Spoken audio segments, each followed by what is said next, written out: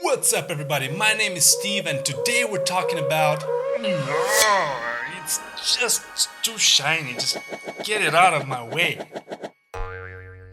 Alright, now get the hell out of here and let's talk about our topic, which is Go basic types. So if you don't know what are the available types in Go or what are the basic types in Go, let's check them out together in this tutorial. So before we dive into this tutorial, I just wanted to tell you that all of the resources used in this tutorial are hosted on GitHub, starting from the presentation, the source code, and everything that I use in this tutorial. So let me go ahead and show you where exactly that is. So if you open up your browser, you just type github.com and go for /go basics. You should open up basic types. So inside basic types, you have lots of examples. Then you have basic types.key, basic types.pdf.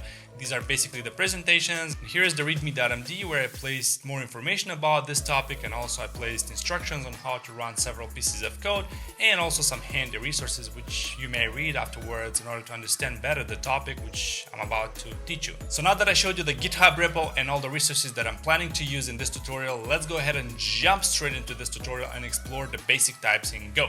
Okay, so these are all the available basic types which we will explore in this lecture, so let's go ahead and have a look at the first basic type. So the first basic type is bool. Now let's go ahead and have a look at what values the bool type has. So it seems obvious, and you probably know that the bool type has only two values, and that is true and false, but you can also make a parallel and you can also say that is equals to 1 or 0 or on and off. Or you could also relate to this as the following. Let's say you have a computer and you plug it in your socket, and after that your computer turns on and electricity goes through the circuits and the circuits generate some sort of a state. So basically that is the Boolean. It's true or false, it's 0 or 1, it's on or off. Now let's explore the next section, which is very crucial to understanding types in general, and that is base 2, of course. Well, you need to know several things about base 2, and those are, first one is the number of values the base has. Basically 2 means the number of values the base has, so if you have 2, it means we have only 2 values, and that is 0 and 1. Also, you need to know what a byte is. Now, a byte is basically 8 bits. Now, what the heck is a bit? Well, a bit is one of the values. We said the base 2 has 2 values. So basically a bit is a state which represents one of these values. It's either 1 or 0, right? So that is a bit. Also, you need to know how to represent a byte. And we said a byte has 8 bits, and you need to know how to represent those 8 bits. So I'm going to give you a quick example to make sure you're on the same page with me. Now, we're not going to cover conversion to different number systems in this tutorial because I've done that in a separate video where we can check it out right here, right above. So make sure to check that video where I talk about number systems, conversions to different number systems and stuff like that. But just to make sure you're on the same page, here in this example, we're using basically 3 operation, and that is addition, multiplication, and raising a number to a power of another number. So have a look at this example. Make sure to check my other video where I talk about number systems and conversion and all that kind of stuff. Now let's move on to the next section. So let's quickly talk about bool size. So what do we know about Boolean types? We said earlier that Boolean types have only 2 values, true or false, or we can also relate to them as 0 or 1. Well, it must mean that the Boolean size must be 1 bit because it holds one of those 2 values, true or false, 1 or 0, right? So it's not quite true because the smallest addressable unit in computer science is 1 byte, not 1 bit.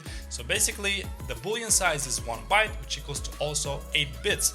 So we can also say that 7 bits are kind of wasted, but this is because the smallest addressable unit in computer science is 1 byte, not 1 bit. Now let's go ahead and talk about Boolean operations in Go. So here is a list of all the operations available in Go, and the ones highlighted in green are the ones which are available for Boolean type. So basically you can apply all these operations to Boolean operands, and the end result or the end of the operation will be also a Boolean. Alright, before we jump into another type, let's have a look at the small piece of code related to Booleans. So if you open up your text editor or your IDE, you should have basic types directory, and inside basic types you should have bool. So let's open up main.go. So basically in this small program we print the size of different Boolean values. So let's go ahead and run this program and make sure that it prints 1 byte, because we said earlier that the size of a Boolean is 1 byte. So basically you should open up your terminal and you should cd into basic types bool. So basically you should say go run main.go, and it should print 1 everywhere. And here we have a small check, which is always true. If num is greater than 3, then print this line. So basically it's always true and it's going to print this line. So this is a small program which proves again that the size of a Boolean is 1 byte, not 1 bit. Alright, let's jump into the next type. Next we have the int type, and in Go there are different types of int. We have int, int8, int16, int32, int64. These are all different types, and the number after the int represents the number of bits they take up in memory. Okay, let's talk about int values. So basically these are the range of values an int can take depending on the size it has: 8, 16, 32, or 64. Now the integer type has positive and negative numbers. Let's go ahead and have a look at what is the difference between the two. So speaking of integer number representation in memory, here's where things get very interesting. So let's suppose we all know how to convert a positive decimal to binary. You just take the decimal and you convert it to binary according to the algorithm, right?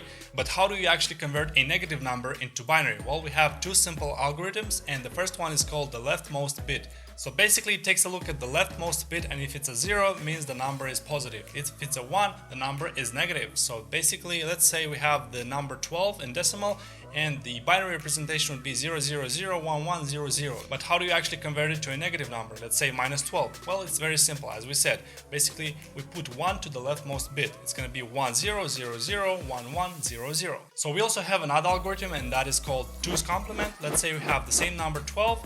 12 in binary representation is basically the same as in the previous algorithm, but when it comes to representing the negative number, the process is a little bit different. We take the positive representation, we negate the bits, and then we add one bit to that representation, and we get something like 11110101. So basically these are the two forms. I just wanted you to know that the int type has positive and negative numbers, and it's pretty useful if you know how to represent negative numbers as well, so that you know the difference when you take a look at the binary representation of them. Alright, now let's talk about the UINT type and what exactly that is in Go. So just like the int type, the UINT has the UINT, UINT8, UINT16, UINT32, UINT64 types. These are all different types, and they have a slight difference as opposed to the int type. So let's go ahead and check out what exactly a UINT is.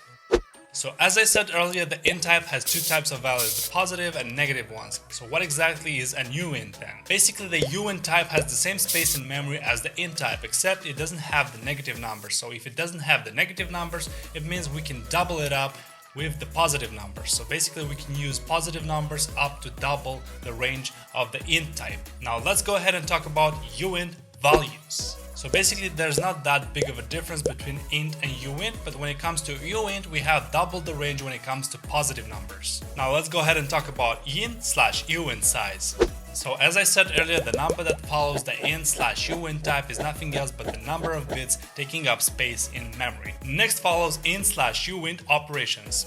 So from the list below, the ones that are highlighted in green are basically the operations which are available for both types, int/UINT, and basically you can apply these on operands of int or UINT type, and in the end you're gonna get an int or a UINT result. Alright, now let's talk about our next type, which is floating point numbers, or also known as float. As you can see, this type only has the 32-bit and the 64-bit version, and you'll see exactly why when I explain how they are laid out in memory. So next let's talk about the float values. So as in the case of int and UINT types, it accepts the same value range, accepting positive and negative numbers, which are floating point numbers as well. So next let's talk about something very interesting specifically related to floating point numbers, and that is how exactly are they laid in memory. So back in the days when computer engineers had to design computer architecture, they had to know exactly how to store floating point numbers in memory. So there is such a standard known as IEEE 754, which describes exactly how floating point numbers should be represented in memory, and this is what most of the computers nowadays implement. So when it comes to representing floating point numbers in memory, we have two types of precisions which help us do that. So the first one is the single precision. So the single precision consists of the following. So basically you have the sign, which consists of one bit, which basically tells the positivity or negativity of that floating point number. Then you have the exponent, which takes up 8 bits, and that is the number before the floating point. Then you have the mantissa, which takes up 23 bits, and that is the number after the floating point. And then you have another precision, which is the double precision, which is most likely used as default values for floating point numbers, and that consists of the following. So basically you have also the sign, which takes up 1 bit, and you also have the exponent, but this time the exponent takes up 11 bits in order to represent the number before the floating point. And then you have the mantissa as well, but this time the mantissa takes up 52 bits in order to represent the number which comes after the floating point. So if you want to know more about floating point numbers and how they are represented in memory, make sure to check out the resources section in the readme.md file, which I showed you before, because there are lots of resources and tons of articles in regards to how floating point numbers are represented in memory, so make sure to check that out. Now let's have a look at some floating point facts. So first fact is they cannot be represented exactly in binary, meaning they have to be somehow casted, they have to be somehow approximated in order to be represented in binary, because as I said before, everything that's represented in memory is represented in binary, in zeros and ones, and we have to be able to represent that somehow. And when we represent real numbers, which are floating point numbers, we cannot represent them exactly. So that's one fact about floating point numbers.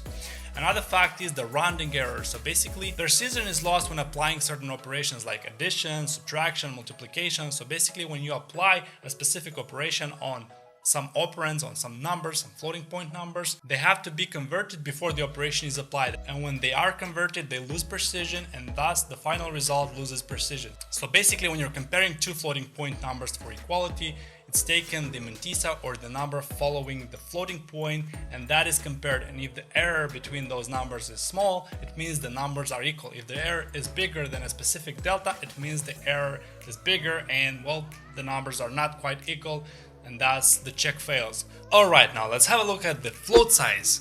So as I said before, in case of float type, we only have 32 and 64 bits. Next is float operations. So basically, these are all the operations available in Go, and the ones highlighted in green are specifically meant to be used for floating point numbers. So now let's go ahead and talk about our next type, which is complex. Wait, what? Complex? Is there such a type in Go? Yes, there is such a type in Go, complex 64 and complex 128. So let's go ahead and talk about complex values.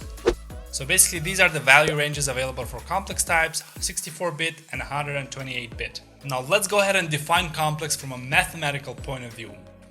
So basically, a complex number is a number of form a plus bi, where a and b are real numbers, and I is the solution to the equation x raised to the power of 2 equals to -1, which is impossible. Now, I'm not going to get into the math details, but just so you know, this type is meant to be used for bigger numbers and numbers which are meant to be used in mathematical expressions, I don't know, stuff like that. So next, let's talk about complex size. So as I said before, complex type has only available 64-bit and 128-bit. So in case of complex 64, we have 8 bytes or 64-bit.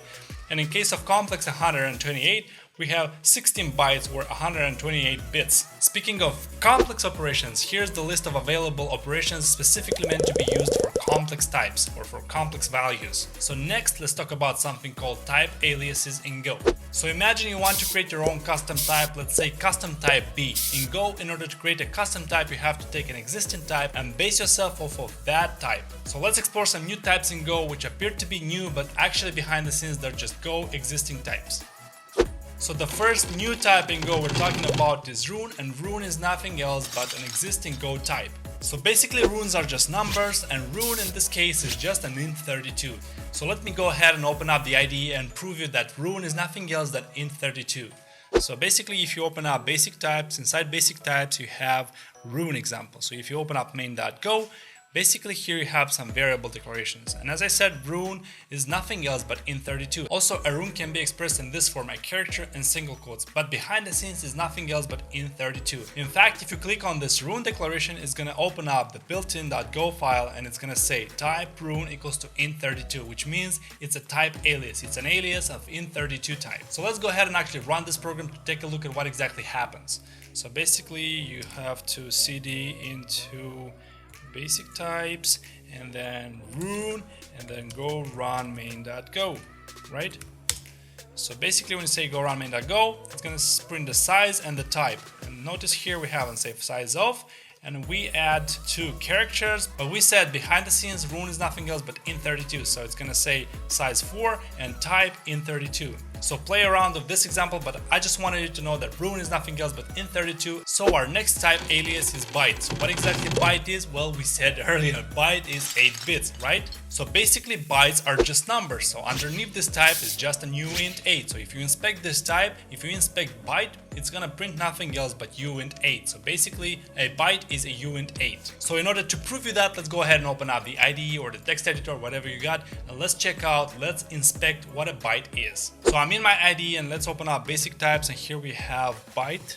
So let's open up byte main.go. So basically you have several const declarations, a var declarations, and several prints. So let's go ahead and run this program and then I'll explain the output. So basically you cd into basic types and then you cd into byte, and basically you say go run main.go. And it prints the following output. So let's take a look at this. So in the first print we have something like this. We try to print the type by saying %t, and we say %t b1. So b1 is a byte. We explicitly say that b1 is a byte and it equals to 1. So basically when you print this, as you can see, it says uint8. Now let's go ahead and open up this declaration. So if you go to the declaration, it's gonna print nothing else but uint8. So as you can see, the byte type is nothing else but the uint8. So make sure to play with this example, check it out. Now we don't have enough time to walk through all of these examples, but I wrote examples for each and every type. So make sure to check them out and play around with them. Alright guys, so the next type we're talking about is the string type, of course. So in Go, the string type is just a sequence of bytes behind the scenes. And as we said earlier, a byte is just a type alias of uint8. So you could also say that a string type is a sequence of uint8 types. Speaking of string values, a string can hold any UTF-8 sequence. Speaking of string size, we can also say that string take up to 8 or 16 bytes, which is also equal to 64 or 128 bits. How do I know that? Let's go ahead and take a look. Now the underlying implementation of the string type is the following. It has the elements, which is a pointer to byte, and it also has the length, which is an int. So basically these two types can hold up to 8 or 4 bytes depending on the platform you're sitting on. If you are on 32-bit platform, it's gonna hold up to 4 bytes. If you are on 64-bit platform, it's gonna hold up to 8 bytes. So depending on this, it's gonna have 8 or 16 bytes. So basically this is the underlying structure of the string type. But if you don't trust me or my schema, let's go ahead and take a look at the implementation itself. So I'm in my IDE again, and if you open up basic types, here you have readme.md, and in the resources section you have something like string implementation. So let's go ahead and open up this URL. So if you open up this URL, it's basically going to show you the implementation which is used internally of the string type. So basically if you scroll this file down, you should find something like this. So here you have the string struct and you also have the string struct dwarf. So basically these are kind of the same thing. I showed you this implementation which has a string, where I said it's called elements as well, and it's a pointer to a byte, and it also has length, which is an int. So in total it's going to be 16 or 8 byte for the size of string. Now let's go ahead and talk about some string facts. So here are some things you need to know about string and you must remember. So the string is a read-only sequence of bytes, as we said earlier. Second is, in Go you can declare strings in two styles. The first one is using double quotes, which also means the string will be interpreted for you. And the second style is back quotes or backticks, which means the string will be rolled. So it's not going to be interpreted by the Go compiler, but it's going to stay however you type it in the backticks. Another thing you need to know is strings are comparable, so you can basically compare them with each other. Another thing to keep in mind is the fact that destination string variable shares the same memory with the source string value. And by that I mean the underlying bytes. Also, another thing I haven't talked about is slice of bytes and slice of rune, which we haven't talked about because we're going to talk about in a separate lecture about slices. But slice of byte and slice of rune can interchangeably convert to string and vice versa. Now speaking of string type operations, here's the list available for the string type, and the ones highlighted in green are the ones specifically meant to be used for string. Now we have talked about a list of string facts. Let's go ahead and check out some examples to actually make sure those facts are right. So I'm in my IDE again, and if you open up basic types and you open up string, here you have some examples. So let's open up main.go first, and here you have some declarations and you have the main function. So basically here you have a slice of rune. Here's how you declare a slice of rune, and here you have a slice of byte or a sequence of bytes also. And you have some declarations and you have some prints. So basically here we print the type of the first value of this string, which we also said that a string is a sequence of bytes. So basically it should output byte. So if you run this program, it should output uint8 because, you know, byte is a type alias of uint8. Also notice here that we print the size of it, and the size of it in this case is going to be 16 bytes because we're running on 64-bit architecture, but we can actually go ahead and simulate 32-bit architecture. So if you open up your terminal, let's go to basic types and let's go to string. And if you say env, for example, go arch equals to 386, and you say go run main.go, it should print something else. It should print 8 instead of 16, because now we're running on 32-bit architecture and it doesn't know about 64-bit architecture. So basically it's going to say, oh, this is the size, because the underlying type for string is going to give 4 bytes for the length and it's going to give 4 bytes for the pointer to byte, if you remember. So if you open up interpreted.go, here basically you have a const declaration and here's a string. Now apparently this seems to be a simple string in double quotes. Here is actually an interpreted string, and let's go ahead and print out this program to check out the result. So basically when you print this program, it's going to print something like this, some new line, and then a special character, as I said. So basically this is the interpreted string, and this is how you declare interpreted strings in Go, by using double quotes.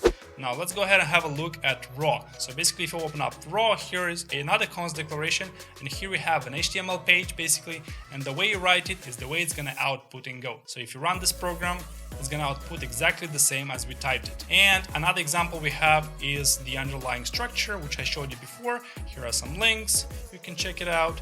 And we have some declarations. We're trying to print out the size of it. So basically when you run this program, as I said, it's going to print 16. It's going to print 8 for this one.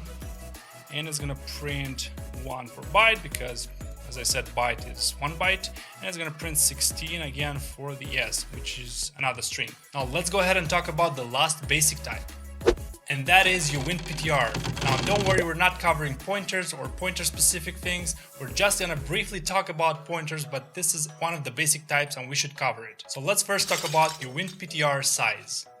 So basically when it comes to UINTPTR, it's also a platform dependent type, depends on the architecture you are using, just as in case of the string type, which we explored earlier. So basically you can have up to 8 or 16 bytes. So speaking of UINTPTR values, it's pretty simple. You basically have 64-bit and 128-bit. Speaking of UINTPTR type operations, here's the list of available operations specifically for UINTPTR. Now I said before that UINTPTR is not a pointer and we're not going to cover pointer in this lecture. However, it works interchangeably with something which is a pointer, and that is unsafe pointer type. Now let's go ahead and talk about the UINTPTR type facts. So basically UINTPTR is an integer type which is large enough to hold any pointer bit pattern. And what the heck that means? It basically means you can store the bit pattern of any pointer no matter how large it is, which used to be a problem in languages like C. Now when it comes to pointer, there is something about Go, and that is it doesn't allow pointer operations, just like in languages in C and C++. So how the heck do you do pointer operations then? Because there are some cases when you actually need them. Well, here's what the UINTPTR type is for. You can do pointer operations with it. Also good to know is the fact that a UINTPTR is not a pointer, however it's just an integer type. I said unsafe pointer converts easily to UINTPTR and they are interchangeable. However, when you convert unsafe pointer to UINTPTR, actually you get an integer type, because UINTPTR is an integer type after all. So another low-level fact to know about UINTPTR is the fact that even though it holds as value the address of an object, the garbage collector will not update the UINTPTR's value if the object moves or if the object changes. Now we earlier mentioned unsafe pointer type and the fact that it's interchangeable with UINTPTR, but what the heck is an unsafe pointer type? Let's go ahead and have a look. So as I said, as opposed to UINTPTR, unsafe pointer actually represents a pointer, however it represents a pointer to an arbitrary type. Which means when you want to create an unsafe pointer, you can pass in an address of any kind of type of pointer and it's not going to give you an error. Also, because it's unsafe pointer, it allows the program to read and write arbitrary memory, which in some cases of course is dangerous. And another thing about unsafe pointer is the fact that a specific pointer value can be converted back to pointer or vice versa. And also another fact which I said earlier is the fact that UINTPTR can be converted to unsafe pointer and vice versa. Now we talked a bunch of crap when we talked about unsafe pointer, UINTPTR and all these weird types. Now let's jump into the editor and check out some examples in order to clarify all that. So I'm in my IDE again, and if you open up basic types, you have UINTPTR. So you can open up UINTPTR, here we have main.go, here we have some packages imported, and here we have some declarations. And we also create a variable which holds this value, which is of type integer. Now we're trying to create an unsafe pointer, and I said an unsafe pointer accepts a pointer of any kind. So basically here, when we say %I, we indicate the address of this variable, and basically here we pass a pointer of type integer. Then we're trying to print the unsafe pointer value. And I said before when I talked about UINTPTR facts and unsafe pointer facts, the fact that unsafe pointer can convert back to pointer value, and we can convert from pointer value to unsafe pointer. So here we're trying to convert back to pointer value to pointer of integer, and we're trying to print this value. Then we're trying to create a UINTPTR value from this variable I, and after that we do some operations. We said we can do pointer operations with UINTPTR, so basically here we add the value 20, and then we're trying to create an unsafe pointer, this time from UINTPTR. We said UINTPTR and unsafe pointer are interchangeable values. You can convert back and forth with these types. And here we try to print the value by converting from unsafe pointer back to pointer value, which is pointer of integer. Now let's go ahead and run this program and check out the result. So if you open up your terminal and cd into basic types, here you have UINTPTR, and you can say go run main.go. And when you say go run main.go, it prints 10 and 30, as I said. So have a look at this example, play with it, tweak it, and I hope it was fun learning with me. Alright, the last thing I want to talk about, which I only have mentioned about it, is architecture-specific types. There are actually several other types which depend on the platform you're running your code on, and those are int, uint, UINTPTR, and string. So make sure when you run your programs you don't rely on the byte size of these types, because they are platform dependent and they depend on the architecture of your computer you're running on. Now there's something special which I prepared for you in this tutorial, and don't you think you're not going to work with me in this tutorial. So here you have it, you have a small exercise. I'm going to give you 5 to 10 seconds in order to pay attention to this and solve this exercise. You can also pause the video and think about it. After which we're coming back and checking the solution together. Here we go.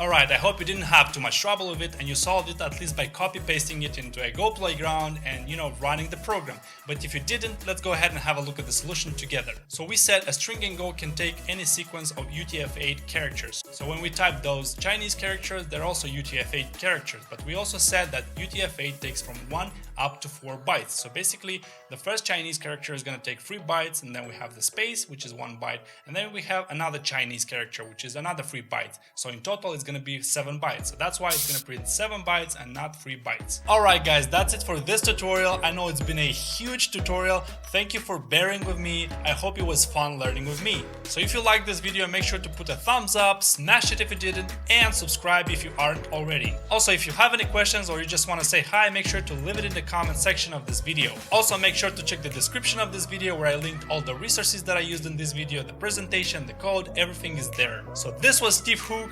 Peace, and I'll see you in the next tutorial.